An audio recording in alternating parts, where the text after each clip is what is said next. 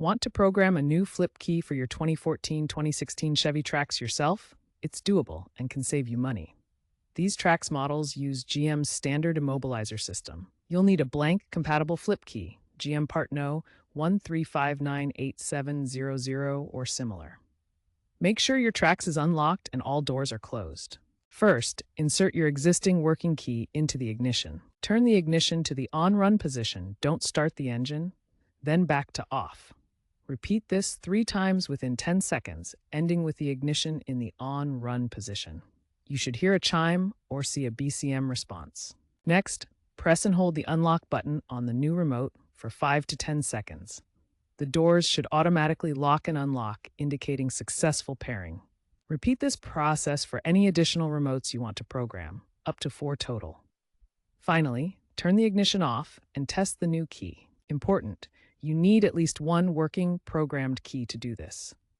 If you've lost all your keys, you'll need a professional locksmith or dealership.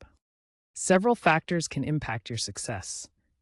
Incorrect timing during the ignition cycling is a common issue, and it can trigger the anti-theft mode. If problems arise, disconnect the car battery for a few minutes to reset the system. The health of both your car's battery and the key fob battery matters. Weak batteries are a frequent cause of failure.